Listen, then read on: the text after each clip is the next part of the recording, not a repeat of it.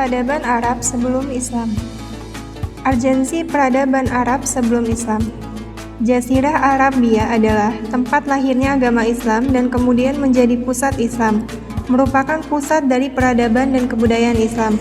Oleh karena itu, perlu dijelaskan mengenai keadaan geografi, penduduk, politik, ekonomi, dan sosial, intelektual, bahkan budaya sebelum lahirnya agama Islam. Keadaan negeri Arabia.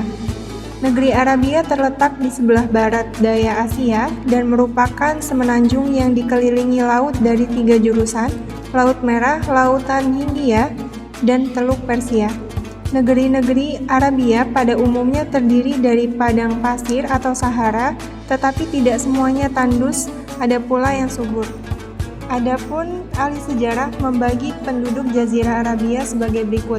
Yang pertama, Arab Baidah atau bangsa Arab yang telah punah, yaitu orang-orang Arab yang telah lenyap jejaknya dan tidak diketahui lagi, kecuali karena tersebut dalam kitab-kitab suci seperti kaum Ad dan Samud.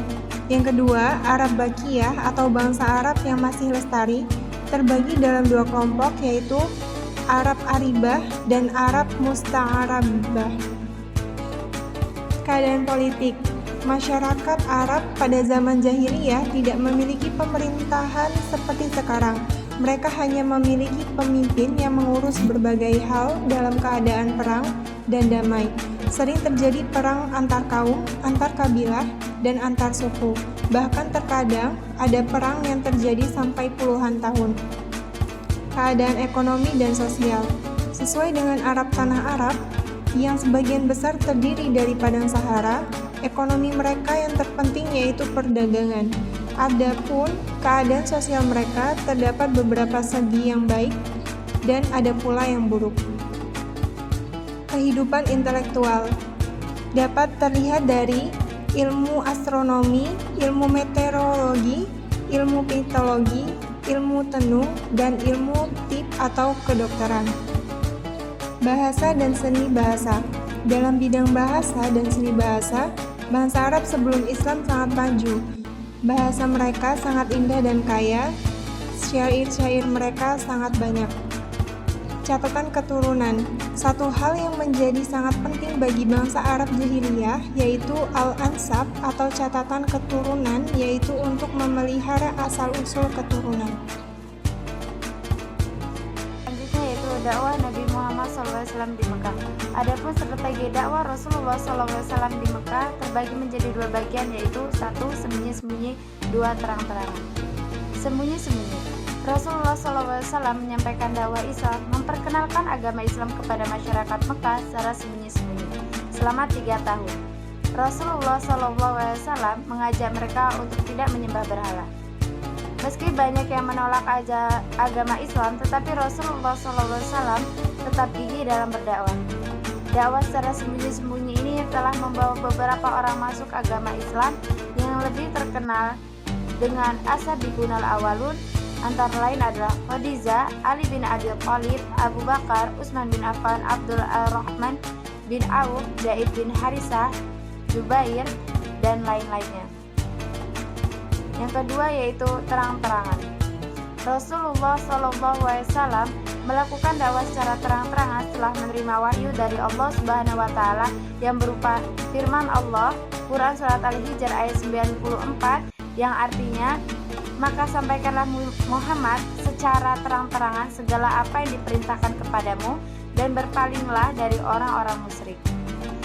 Ayat tersebut mendorong Nabi Muhammad SAW untuk melakukan berdakwah secara terang-terangan dan melaksanakan tugasnya. Beliau mendapat tantangan dari kaum Quraisy. Materi yang selanjutnya itu kondisi pembentukan sistem sosial di Mekah. Sistem kesukuan mendominasi kehidupan sosial bangsa Arab sebelum datangnya Islam. Suku kabilah adalah suatu komunitas yang diikat oleh hubungan darah atau keturunan yang tinggal di satu tempat. Yang kedua yaitu nilai moral. Nilai moral yang dijunjung tinggi oleh bangsa Arab adalah kedermawaan, memenuhi janji, dan keberanian.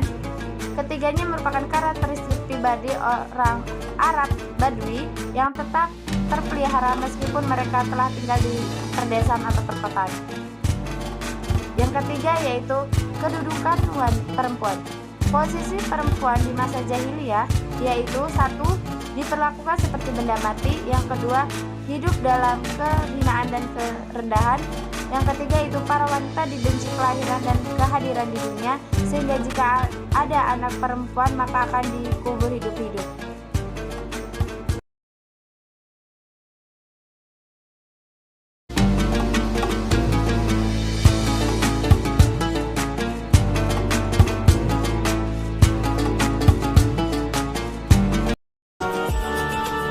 Sistem peribadatan bangsa Arab sebelum Islam.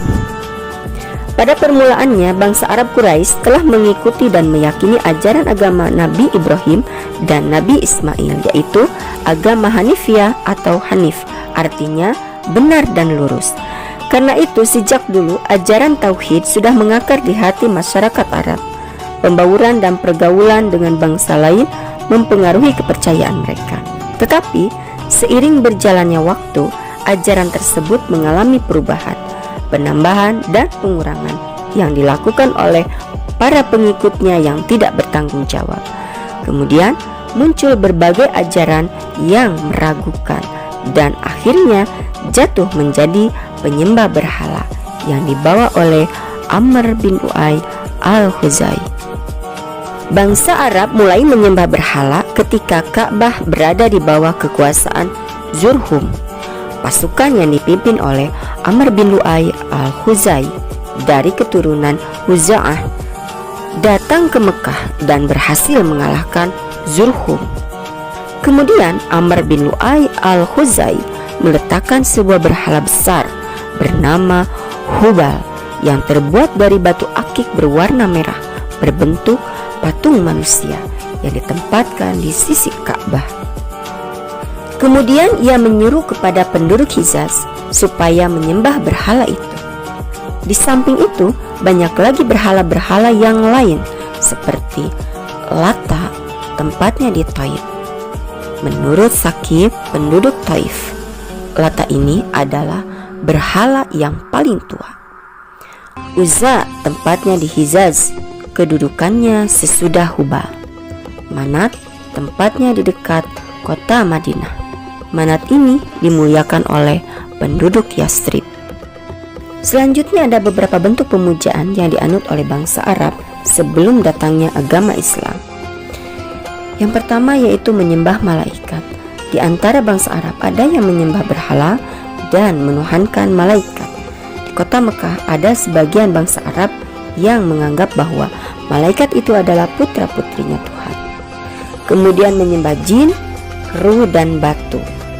Sebagian bangsa Arab yang menyembah batu, jin dan ruh-ruh leluhur mereka atau menganggap batu-batu sebagai makhluk yang terhormat.